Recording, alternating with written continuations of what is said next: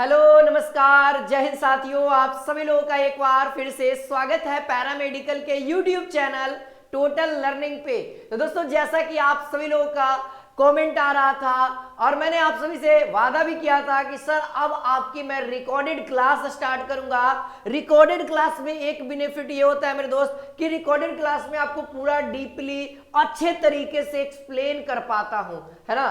तो कहते हैं ना कि सक्सेस यूं ही नहीं मिलती, सफलता यूं ही नहीं मिलती, उसके लिए बहुत सारी कुर्बानियां सैक्रिफाइस देना पड़ता है।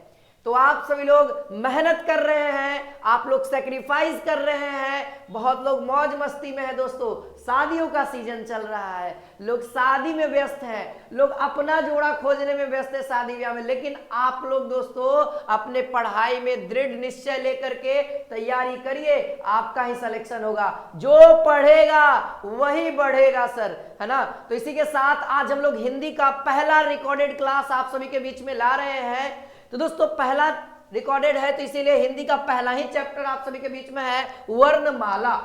हम लोग बहुत अच्छे तरीके से वर्णमाला को डीपली तरीके से पढ़ेंगे, क्योंकि दोस्तों अगर वर्णमाला से सवाल आए तो हमसे और ना ही आपसे सवाल छूटने चाहिए। ज्यादातर आप अपने से उम्मीद रखो कि आपसे सवाल नहीं छूटने चाहिए। इसका पीडीएफ दोस्तों हमारे टेलीग्राम चैनल टोटल लर्निंग में मिल जाएगा। जो लोग अभी तक से चैनल को सब्सक्राइब नहीं किए, मेरे भाई चैनल को सब्सक्राइब कर लो। अब से एकदम जेन्युइन कंटेंट मिलेगा, सिलेक्शन दिलाने वाला कंटेंट मिलेगा। तो चलिए, और जो बच्चे हम लोग टोटल लर्निंग का ऐप नहीं डाउनलोड किए हैं, टोटल लर्निंग का ऐप भी डाउनलोड कर लीजिए, वहां पे भी पीडीएफ और वीडियो दोनों मिल जाएगा, ठीक है। यह देखिए, सबसे पहले सर वर्णमाला अगर पढ़ रहे हैं तो इससे पहले बात आती है भाषा की। सबसे पहले हम बात करते हैं भाषा की। जैसे हम लोग और आप लोग बातचीत करते हैं ना, वो भाषा हुआ सर, ठीक है। भाषा हुआ, जैसे मैं आपको समझा रहा हूं हिंदी भाषा के माध्यम से समझा रहा हूं, मगही भाषा के माध्यम से समझा रहा हूं, ठीक है। तो यहां पे क्या कहता है मेरे दोस्त कि भाषा, है ना, भाषा क्या है, तो भाषा की सबसे छोटी इकाई को हम लोग वर्ण या ध्वनि कहते हैं। साफ साफ लिखा हुआ है, भाषा की सबसे छोटी इकाई, है ना, इकाई, है ना, ध्वनि या वर्ण है। इसका मतलब आप समझिए, जैसे हम कोई भी वर्ड बोल रहे हैं, कोई भी वर्ड बोल रहे हैं, जैसे राम, राम मैंने बोला मेरे भाई, मैंने राम बोला, तो ये जो राम भाषा हुआ, शब्द हुआ, वाक्य हुआ, है ना, इस तरीके से। तो मान लीजिए शब्द है, तो ये जो है ना, ये जो है ना, यह इसको तोड़ेंगे तो ये र में टूटेगा, आ में टूटेगा और ये म में टूटेगा, इस तरीके से टूटेगा। तो ये जो टूट करके जो सबसे छोटी इकाई आई, आप लोगों को बचपन से पढ़ाया जा रहा होगा कि जिसके खंड या टुकड़े नहीं किए जा सकते, है ना, है ना, जिसके भाषा की वह इकाई जिसके खंड या टुकड़े नहीं किए जा सकते। सर इसके बाद अब ये खंड नहीं हो सकता, अब इसके बाद ये नहीं टूट सकता। बहुत सारे बच्चे कहते हैं सर र को तोड़ नहीं सकते हैं, तो ये कुछ अलग मैटर है सर, जिसको हम लोग आगे अभी समझेंगे। ये कुछ अलग मैटर है, ठीक है। लेकिन ये वर्ण व्यंजन वर्ण है, ये स्वर वर्ण है, ये भी व्यंजन वर्ण है, तो अब ये टूटने वाला नहीं है। इसीलिए भाषा की जो सबसे छोटी इकाई है वह किसको कहा जाता है, ध्वनि या फिर वर्ण। आपके ऑप्शन में पूछा जाएगा कि भाषा की सबसे छोटी इकाई क्या है, तो आप लोगों को या तो ऑप्शन में वर्ण रहेगा या फिर ऑप्शन में ध्वनि रहेगा। अब थोड़ा सा ध्वनि के बारे में सुन लेते हैं। तो ध्वनि यहां पे कहता है मेरे भाई कि देखिए, ध्वनि कहता है कि उच्चारित यानी कथित रूप है वर्ण, और वर्ण, है ना, वर्ण ध्वनि का लिखित रूप है। देखिए समझिए, जो ध्वनि है वह वर्ण का उच्चारित है। जैसे क जो बोल रहे हैं वो हमारा ध्वनि हो गया, और क को किस ढंग से लिखा जाता है, यानी क को इसे, ये जो क है, क का इसका सिंबल ये है, ये हमारा वर्ण कहलाता है, ध्वनि का लिखित रूप, है ना। जो हम क बोल रहे हैं, ख बोल रहे हैं, ग बोल रहे हैं, इन्हीं सबसे मिक्सिंग से तो स्वर और व्यंजन और संयुक्त से मिलकर के ही तो सारे शब्द बनते हैं। जैसे उच्चारण, उ, आधा च, चा, है ना, ये सब मिल करके जाकर के एक शब्द का निर्माण होता है। शब्द मिलते हैं तो वाक्य का निर्माण होता है, वाक्य मिलते हैं तो भाषा का निर्माण होता है ना। ये सारी चीजें हैं। ठीक है सर, वर्णमाला की अगर बात करें तो वर्णमाला कहता है वर्णों के व्यवस्थित समूह को वर्णमाला कहते हैं। वर्णों का एक सीक्वेंस, जैसे अ के बाद आ आना चाहिए, है ना, इस तरीके से क के बाद ख आता है, ग आता है, तो ये एक सीरीज है जिसको आप चेंज नहीं कर सकते हैं। वही हमारा क्या कहलाता है, वर्णमाला कहलाता है। तो जो जो सवाल आपके एग्जाम में पूछे जा सकते हैं उसको हम लोग डिस्कस करते चलेंगे, क्योंकि बहुत ज्यादा इंपॉर्टेंट है सर ये सारी चीजें। अब देखिए कुछ चीजें यहां से भी इंपॉर्टेंट बनेंगी, जैसे हम यहां पे बात कर रहे हैं मानक हिंदी वर्णमाला की, है ना। हम लोग क्या बात कर रहे हैं, मानक हिंदी वर्णमाला की, ठीक है। यहां पे मानक हिंदी वर्णमाला क्या कहता है, कहता है मूलतः हिंदी में उच्चारण के आधार पे 45 वर्ण है, जिसमें से 10 गो स्वर है, 35 गो व्यंजन है। 10 गो स्वर है, 35 व्यंजन है। देखिए जब हम किसी चीज को उच्चारण करते हैं जैसे अ, आ, ई, उ, देखिए ये क्या है सर, मानक हिंदी वर्णमाला के तहत, ठीक है। बातें हम क्लियर करेंगे। देखिए जब भी मानक हिंदी वाला आ जाए, मानक हिंदी क्वेश्चन में रह जाए, तो देखो उच्चारण के आधार पे कितना वर्ण मान लिएगा, 45, और 45 में 10 गो वर्ण और 35 गो व्यंजन, ठीक है। अगर बात करें, है ना, मानक हिंदी वर्णमाला के अंतर्गत अगर लेखन के आधार पे कहे तो 52 गो, तो कितना टोटल 52 गो, और 52 गो में से 13 गो स्वर होता है, 35 गो व्यंजन होता है और 4 गो संयुक्त व्यंजन होता है। इसको लोग अलग कर देते हैं, ऐसे ये व्यंजन का ही प्रारूप माना जाता है, ठीक है। इसलिए इसको अलग लिख दिए क्योंकि यह व्यंजन से व्यंजन मिलकर के व्यंजन बनता है, इसलिए इसको थोड़ा सा अलग करते, थोड़ा सा डिफरेंट, लेकिन है सर इसी का बेटा, ठीक है। तो बात क्लियर हुआ। अगर मान लीजिए आपके एग्जाम में सवाल आए कि मानक हिंदी में लेखन या लेखन न भी रहेगा, मानक हिंदी वर्णमाला में, है ना, कुल वर्णों की संख्या कितनी है, सर डायरेक्ट मारना है 52। अगर स्वर पूछे 13, व्यंजन पूछे 35, संयुक्त पूछे 4, इतना क्लियर हो गया सर। अब आगे धीरे धीरे सब चीज हम लोग क्लियर करेंगे। अब हम बात करते हैं यहाँ पे वर्णों के प्रकार। सर वर्ण कितने प्रकार के होते हैं, एग्जाम में सवाल आ सकता है। वर्ण एज इट इज 2 प्रकार के होते हैं, स्वर वर्ण और व्यंजन वर्ण। फटाफट एकदम नोट भी करते चलेंगे, अगर नोट कर रहे हैं तो बहुत अच्छी बात है, बाकी पीडीएफ तो आपको हमारे द्वारा दे दिया जाएगा। अब देखिए बात करते हैं दोस्तों स्वर वर्ण। तो स्वर वर्ण का डेफिनेशन वगैरह वगैरह सबको याद रहता है सर, जो इसका उच्चारण हम लोग स्वतंत्र रूप से करते हैं उसे हम लोग स्वर वर्ण कहते हैं, है ना। देखिए स्वतंत्र रूप से बोले जाने वाले वर्ण स्वर वर्ण कहलाती है, सिंपल सी भाषा लिखी हुई है। अब हम यहाँ पे बात करते हैं सर ये स्वर वर्ण से सवाल कैसे आएंगे। देखिए स्वर वर्ण से सवाल आएंगे, पूछा जाएगा आपसे एग्जाम में कि स्वर वर्ण की संख्या कितनी है। बहुत सारे बच्चे यहाँ पे गलत कर देते हैं। देखिए हमने लिखाया सर, अगर आपसे लेखन के आधार पर, ज्यादातर तो लेखन के आधार पे पूछा जाता है, ठीक है, लेखन कभी उच्चारण के आधार पे। देखिए अगर आपके एग्जाम में सवाल आए परंपरागत, देखिए मानक हिंदी चाहे परंपरागत, तो स्वरों की संख्या कितने मारिएगा आप लोग, 13 मारिएगा लेखन के आधार पे, ठीक है। उच्चारण के आधार पे 10। लेकिन अब आपको ये चीज करना नहीं है, जब ये चीज स्पेसिफिक दिया हुआ रहेगा परंपरागत या फिर आपको यहाँ पे मानक हिंदी रहेगा तब। अगर आपके एग्जाम में कहे ऐसे ही कि स्वर वर्ण की कुल कितनी संख्या है, तो यहां पे ध्यान रखिएगा भारत सरकार द्वारा स्वर वर्ण की संख्याएं 11 है सर। ऐसे है 10, ऐसे है 10, है ना, 10 मानते हैं उच्चारण के आधार पे। ये भी क्या है, उच्चारण के आधार पे है सर। भारत सरकार इसको 11 मानती है सर। ये रूल अभी लागू हुआ है ना, जैसे अ, आ, ई, उ, री, ये जो है ना इसको ऐड कर दिया गया है क्योंकि इसको हम लोग अर्ध स्वर कहते हैं, तो इसको भारत सरकार ने स्वर में इंक्लूड कर लिया है। फिर ए, ऐ, ओ, औ, ये पूरे 11 स्वर्ण वर्ण कहे जाते हैं, ठीक है। लेकिन जब अगर इस तरीके के सवाल आए कि 13, 14, तब आपको यहाँ पे सबसे पहला कहेगा परंपरागत,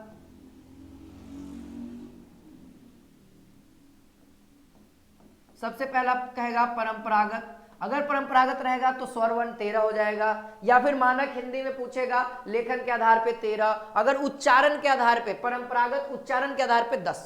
क्लियर बात है, इतना दूर तक सबको क्लियर होगा सर, है ना। अब जो कंफ्यूजन था बच्चों के बीच में सर 11 होता है कि 10 होता है, बाबू 11 मार देना, आंसर आपका एकदम सही होगा क्योंकि ये भारत सरकार के द्वारा अपडेटेड चीजें हैं।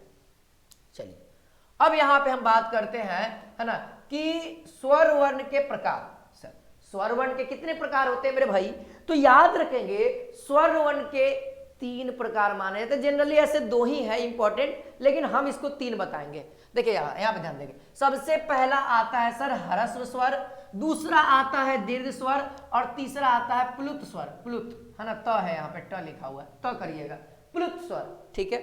देखिए ह्रस्व स्वर क्या कहता है, जरा इसके बारे में आप सुनिएगा। ह्रस्व का मतलब होता है छोटा, हर्ष ई दीर्घ ई, हर्ष ई दीर्घ ई, पढ़े हैं ना सर, बस वही है, वही।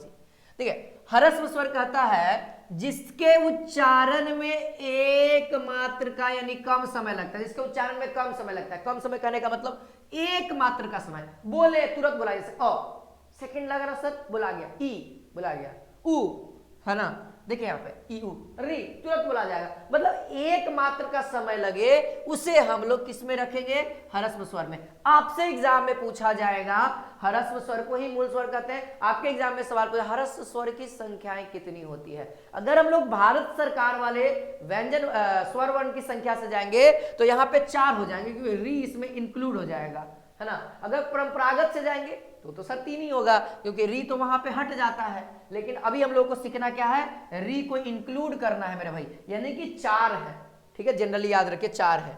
दीर्घ स्वर क्या कहता है मेरे भाई, दीर्घ स्वर कहता है यहाँ पे कि जिसके उच्चारण में ह्रस्व से दुगुना समय लगे, ह्रस्व से दुगुना समय लगे, यानी 2 मात्र का समय लगे। जैसे आ से ज्यादा समय लगेगा, आ, दीर्घी, ऊ, ओ, औ, ए, इस तरीके से, है ना, बहुत लंबा समय लग रहा है, यानी कि सर ये क्या हो जाएंगे, ये क्या हो जाएंगे, दीर्घ स्वर कहे जाएंगे, क्योंकि इनको बोलने में दीर्घ समय लग रहा है, थोड़ा सा लंबा टाइम लग रहा है, ठीक है। तो ये सारे कितने हो गए दोस्तों, दीर्घ स्वर, ठीक है, ठीक है। अब तो गिन ही लीजिएगा, देखिए 4 इधर निकल गया, है ना, तो इधर बचा हुआ 1 2 3 4 5 6 7, है ना, 7 4 11 हो जाता है। अब बात करते हैं प्लुत स्वर के बारे में, ये थोड़ा सा डिफरेंट है सर। प्लुत स्वर को बोलने के लिए, है ना, जिन वर्णों को उच्चारण करने के लिए दीर्घ से भी अधिक समय लगता है सर, दीर्घ से भी अधिक समय लगता है ना, दुगुना तिगुना समय लगता है, उसे हम लोग प्लुत स्वर कहते हैं। प्लुत प्लुत है, ठीक ना, ध्यान रखिएगा, प्लुत स्वर। जैसे बोलते हैं हम लोग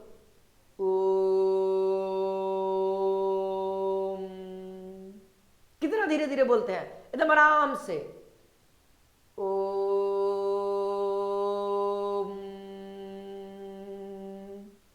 है ना, इस तरीके से ओम का उच्चारण किया जाता है।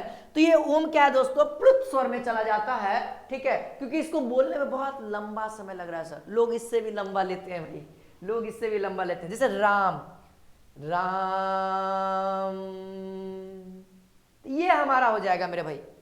तो जिसको बोलने में बहुत लंबा समय लगे, एज इट इज याद रखिए, ठीक है। आपको समझाना, इससे सवाल आते नहीं है, लेकिन फिर भी मेरा काम है सर बहुत अच्छे तरीके से समझाना। अब बात करते हैं सर, आपने स्वर में 11 ही बताया, अन और अ कहां गया, देखिए याद रखिएगा दोस्तों, देखिए नोट में हमने इसको मेंशन कर दिया है, अन और अ यानी कि अनुस्वार और विसर्ग, है ना। अन और अ मतलब अनुस्वार और विसर्ग को हम लोग अयोग्य वाह कहते हैं, है ना, अयोग्य वाह वर्ण कहते हैं, ठीक है। तो ये हमारा डिफरेंट है, ये अलग कैटेगरी में चला जाता है, अयोग्य वाह में, ठीक है। हाँ, पहले स्वर के साथ ही होता था, लेकिन अब इसको बाहर कर दिया गया है। बात क्लियर।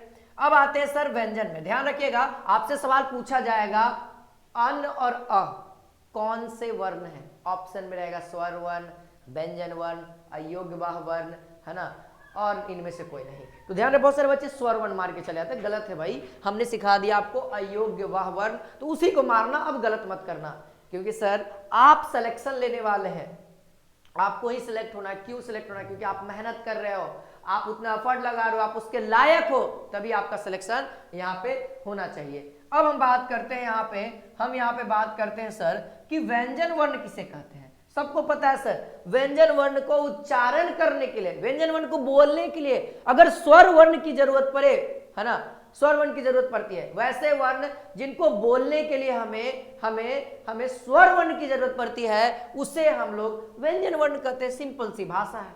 फॉर एग्जांपल बताइए सर, जैसे क, आप बोलिए, अच्छा से बोलिए, ना पता लगे, क, की, सर क बोल रहे हैं और उसको बोलने के लिए अ का इस्तेमाल कर रहे हैं, है ना। क, देखिए आधा क और अ, उच्चारण लास्ट में क्या रहा है सर, स्वर आ रहा है। बिना स्वर के आप कोई भी व्यंजन को बोल ही नहीं सकते। य, र, अ आएगा सर, 100% है कि अ आएगा सर। इस बात से क्लियर करते हैं आप लोग, इस बात से आप लोग क्लियर करते हैं जी सर। आई होप आप सभी को इतना दूर तक किसी प्रकार का कोई भी दिक्कत नहीं आया होगा। अब हम बात करते हैं सर, अगर मान लिया जाए व्यंजन की संख्या आ जाए तब, तो याद रखना मेरे भाई, व्यंजन की जो संख्या है ना, व्यंजन की जो संख्या है, ठीक है, व्यंजन की संख्या, व्यंजन वर्ण की जो संख्या है आप लोग ध्यान रखेंगे 33 है। कितनी है? 33 है। ध्यान रखिएगा कितनी है? 33 है। आगे बढ़ते हैं।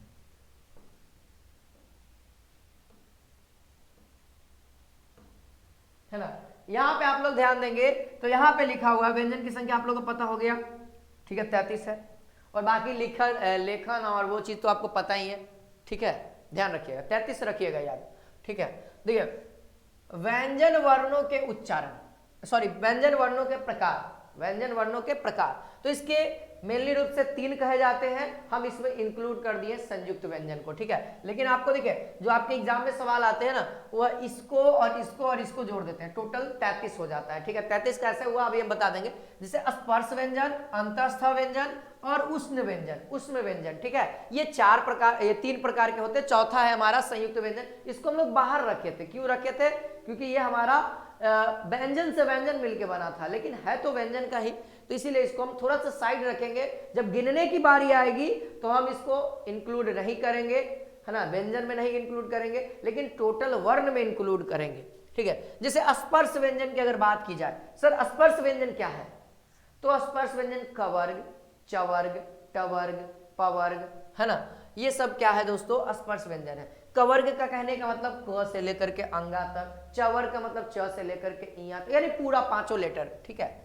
ये हमारा अंतस्थ व्यंजन किसे कह रहे हैं सर आप? तो यरा लव को हम लोग अंतस्थ व्यंजन कह रहे हैं। आप लोग गिन लीजिए, आप लोग गिन लीजिए, 5 इसमें है, ठीक है, 25, है ना, 29, 30, 31, 32, 33, हो गया ना सर। उष्ण व्यंजन में देखिए, उष्ण व्यंजन उसे कहते हैं जिस वर्णों का उच्चारण करेंगे ना, जिस वर्णों का उच्चारण करेंगे ना, तो उष्ण गर्म हवाएं निकलेंगी। तो गर्म हवाएं निकलेंगी जैसे श, स, ह, डंटी श, बोलिएगा ना, तो ये सारे ऐसे क्या होगा? उष्ण व्यंजन कहलाएंगे, क्योंकि इनसे उष्ण हवाएं निकलती है, गर्म हवाएं निकलती है, इसीलिए इनको उष्ण कहा। अब देखिए संयुक्त क्यों पड़ा सर? देखिए संयुक्त व्यंजन को अगर आप लोग ध्यान से समझेंगे, अगर आप लोग संयुक्त व्यंजन को ध्यान से समझेंगे तो यहां पे देखिए संयुक्त व्यंजन 4 है सर, छ, त्र, स्र और ये ज्ञ, ये 4 है संयुक्त व्यंजन। आपसे एग्जाम में पूछा गया है, आपके पैरामेडिकल के एग्जाम में पूछा गया है ना, कि सर ये जो है त्र किस चीज का मिक्सचर है? आधा क और स का, ठीक है। त्र तो आधा त और र का, स्र आधा स और र का, इया तो आधा ज और इया का, है ना। इस तरीके से पता कर सकते, ज्ञ ज और इया, है ना, स्र स और र, क्लियर हो रहा है। त्र त और र, है ना, और ये छ का थोड़ा सा डिफरेंट है, आधा क और स कहते हैं इसको, क्लियर बात है। ये सारी बातें आप लोग को याद होनी चाहिए आपके माइंड में, क्योंकि वो सारी बातें हम लिखे हैं जो आपके एग्जाम के लिए इंपॉर्टेंट है, जिससे आपके एग्जाम में सवाल बनेंगे, ठीक है। ये पहला चैप्टर है तो उतना इससे सवाल नहीं बनता है जितना संधि, समास, पर्यायवाची, शुद्ध अशुद्ध वाले शब्द से बनता है। देखिए सर, वर्णमाला, है ना, वर्णमाला की मात्राएं, जैसे वर्णमाला में हम लोग वर्ण की मात्राएं, तो वर्ण की मात्राएं क्या होती हैं? तो व्यंजन वर्णों के उच्चारण में जिन स्वर मूल चिन्हों का व्यवहार होता है उन्हें मात्राएं कहते हैं। जैसे राम, जैसे समझिए, जैसे हम लोग लिख दिए थे राम, तो सर इसमें भी मात्रा का इस्तेमाल हो। र आप जान रहे सर व्यंजन है ना, अंतस्थ व्यंजन है। म हमारा स्पर्श व्यंजन है, क्लियर बात सर। ये पाई क्या है? यह पाई दोस्तों एक स्वर वर्ण है ना, जो कि सिंबल है स्वर वर्ण का। और ये कौन सा स्वर वर्ण है? आ है, आ का ये सिंबल है ना। उसी तरीके से ई का सिंबल होता है, दीर्घ ई का सिंबल होता है, ऊ का सिंबल होता है, ए का सिंबल होता है, औ का सिंबल होता है। यही कहते हैं कि जो सिंबल होता है ना, जो व्यंजन पे लगता है, ये सारे जो सिंबल आपको बताए जा रहे हैं, ये सारे सिंबल व्यंजन पे ही लगते हैं, अदरवाइज ये कहीं नहीं लगते हैं। व्यंजन पे ही लगेगा, स्वर पे कभी नहीं लगेगा, स्वर पे ही स्वर कभी नहीं लगेगा, यह हमेशा और हमेशा व्यंजन पे लगेगा। इसीलिए मैंने लिख दिया व्यंजन वर्णों के उच्चारण में, है ना, जिन स्वर मूलक चिन्हों का व्यवहार, है ना, होता है उन्हें मात्राएं कहते हैं, ठीक है। हमेशा स्वर पे ही आप मात्रा दिखेगा। अगर आपके एग्जाम में सवाल आता है कि मात्राओं की संख्या कितनी है, तो मात्राओं की जो संख्या है वह 10 है। हमने 11 स्वर वर्ण पढ़े, 11 में से केवल और केवल एक ऐसा अ है ना, ये अ जिसका कोई भी चिन्ह नहीं होता है, कोई भी चिन्ह नहीं होता है। लेकिन अगर आ की बात करोगे, आ का चिन्ह है, एगो पाई लगा हुआ है, कैसे पकड़ लिए कि सर आ है ना। जैसे सीता पकड़ लिए, सर यहाँ पे आ है, यहाँ पे ई है, पकड़ लिए ना सर, आसानी से पकड़ा गया। बात समझ में आई। अब जो आपके एग्जाम में ज्यादातर सवाल देखने को मिलते हैं वो ये वाला फॉर्मेट से देखने को सवाल मिलता है। फॉर्मेट क्या है, जरा इसको हम लोग पहले अच्छे तरीके से करते हैं।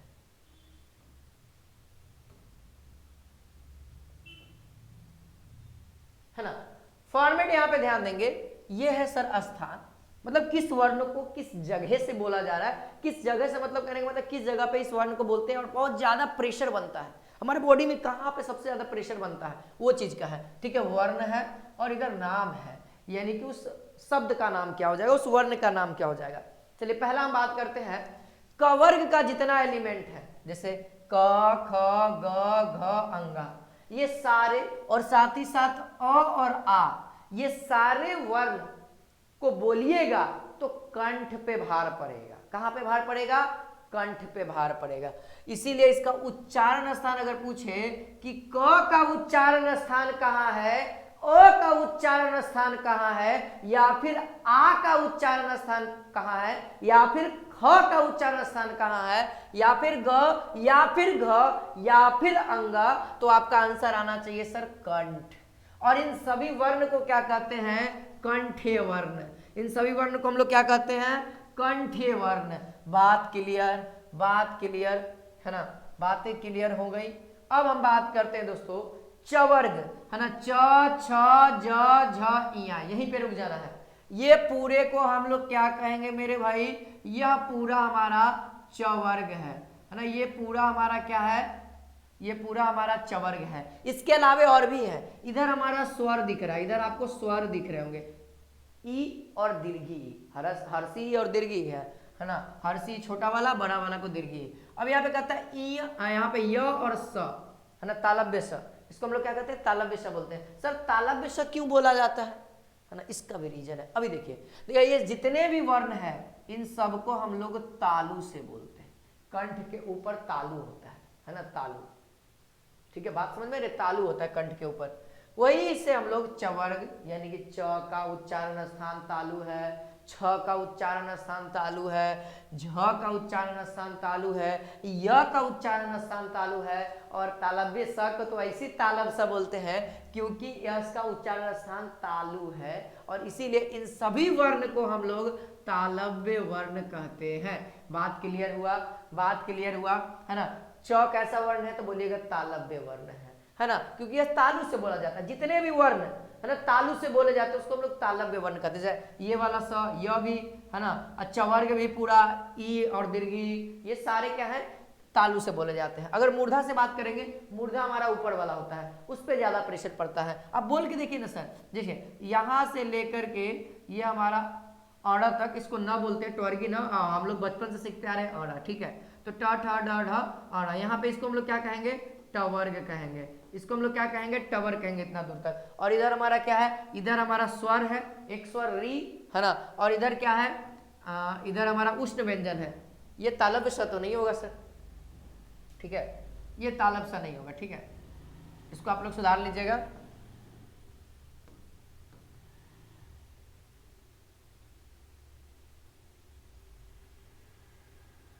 तालब सब तो एक बार हो गया ना, मेरे ख्याल से मालूम है, मूलधनी सब तो हो ही जाएगा, ठीक है। हाँ, बात करते हैं आगे। तो इन सभी वर्णों को हम लोग मेरे भाई है ना, इन सभी वर्णों को हम लोग मूर्धा से बोलते हैं, ठीक है, मूर्धा से, इसीलिए इन सभी वर्णों को हम लोग मूर्धन्य वर्ण कहते हैं। बात क्लियर हुआ, याद करते चलिए, समझते चलिए, किसको किस सीक्वेंस में बता रहे हैं। देखिए कंठ, तालु, मूर्धा, फिर दांत, फिर दांत आएगा, फिर ओठ आएगा, फिर फाइनली क्लियर। फिर नाक से भी बोला जाता है, कुछ वर्ड को नाक से भी बोला जाता है, उसको नासिका कहते हैं, है ना। चलिए आगे बढ़िए, तब आगे क्लियर होगा, ठीक है। ये देखिए आपके सामने है, आपके सामने ये सारी चीजें हैं, जैसे ओष्ठ, देखिए यहाँ पे दांत, दांत से अब बात करने वाली क्या है, त। आप बिना दांत, दांत ऊपर के ले रहे खा, अरे त बोल के दिखा दीजिए। तवर, इस समय से कोई भी वर्ण आप बोल के दे, तवर्ग का कोई भी एलिमेंट, तवर्ग का कोई भी एलिमेंट, और ल और ये दंती स है ना, दंती स, इसको दंती स बोलते हैं, दांत से बुलाना। आप स बोल के दिखा दो, नहीं बुलाएगा, नहीं बुलाएगा सर। क्यों? क्योंकि इसमें दांत का प्रयोग है, तो है ना, तो दांत इसमें बहुत अहम भूमिका निभाता है, इसीलिए इसको लोग दंत बोलते हैं, और इसको हम लोग दांत, उच्चारण स्थान क्या है, दांत है। पवर्ग का आप पवर्ग प बोलिए, फ बोलिए, ब बोलिए, भ बोलिए, और स्वर में कुछ है जो कि दीर्घ और उ बोलिए, उसमें जो ओठ दिख रहा है ना आपको, आप प बोलिएगा ओठ हिलेगा, प बोल के ओठ को आप खोल दीजिए, है ना, या फिर बंद कर लीजिए, है ना, और दांत से भी बोलिए, नहीं बुलाएगा सर, क्योंकि इसमें बहुत ज्यादा अहम भूमिका कौन निभाता है, वो बोलता है ना, बुलाएगा सर, जबरदस्ती करेगा तो कुछ भी काम हो सकता है ना, जबरदस्ती में तो कोई भी काम हो सकता है, तो बोलने के लिए बुलाएगा, लेकिन मेरे भाई जो चाहिए क्लियरिटी वो नहीं मिलेगा। जैसे कहते हैं ना कि सर क्लियर नहीं समझ में आया, जो चाहिए था वो नहीं समझ में आया, थोड़ा थोड़ा तो हर जगह समझ में आता है सर, जहाँ पे पूरे अच्छे तरीके से समझ में आया ना, तो बच्चों को वही पढ़ना चाहिए, वही चीजें समझनी चाहिए, ठीक है। और ध्यान रखना है, कंटेंट पे ही फोकस रखना है कि हम लोग कंटेंट क्या पढ़ रहे हैं सर। देखिए ए और ए, ये क्या है, स्वर वर्ण है, इनका उच्चारण स्थान क्या है, तो कंठ और तालु, इन दोनों को मिक्सर से बोला जाता है। ए, देखिए कंठ पे भी भार पड़ेगा, और ये गला में है ना, उसके ऊपर जो तालु है उसके ऊपर भी भार पड़ेगा। ए ये कंठ आपका पूरा हिल जाएगा, ठीक है, इसीलिए उसको कंठ तालव्य में कहते हैं। और ओ और अ, इनको बोलिएगा तो कंठ और ओठ दोनों का इस्तेमाल होगा ज्यादा मात्रा में। ओ, है ना, देखिए यहाँ पे भार पड़ेगा और आपका ओठ पे भी लगेगा, सिंपल सी बात है, इसीलिए आपको क्या हो जाएगा, कंठो, है ना। देखिए वह है, वह आपका क्या है दोस्तों, दांत से। ये कौन सा वर्ण है आप लोग बताइए, आप लोग कमेंट में बताइएगा कि वह कौन सा वर्ण है। मैंने समझा दिया है ना, मैंने बताया था कौन सा व्यंजन है, ठीक है। नासिका यानी नाक से, तो वो देखिए इसको अंगा नहीं कहेंगे, है ना, ये दूसरा है र, इसको बोलते हैं कभी कभी, ठीक है।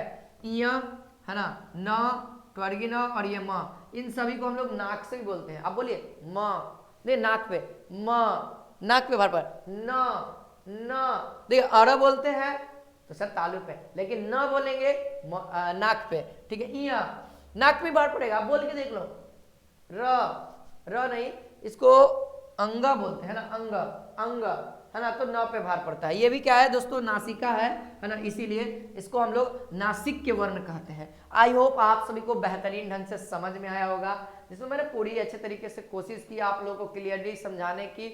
उम्मीद है आप सभी को अच्छा लगा होगा। तो आप सभी लोग इस चैनल को लाइक, शेयर, सब्सक्राइब करेंगे। आप सभी को पीडीएफ, है ना, वो सारी चीज़ें वीडियो आपको हमारे टोटल लर्निंग के ऑफिशियली सारी चीज़ों को मिलेगी। या तो आप ऐप को डाउनलोड कर लो, ऐप पे मिल जाएगा प्रॉपर वीडियो, और उसी के नीचे पीडीएफ में मिल जाएगा, या फिर आप टेलीग्राम पे ज्वाइन कर लो, जहाँ पे सारे बच्चे ज्वाइन किए हुए हैं। आई होप आज के वीडियो पसंद आए, लाइक करें, शेयर करें, कमेंट करके जरूर अपना अपना फीडबैक जरूर दे बच्चा, ठीक है। फिर मिलते हैं नेक्स्ट क्लास में अगला नेक्स्ट इंपॉर्टेंट टॉपिक के साथ। जय हिंद, जय भारत, वंदे मातरम।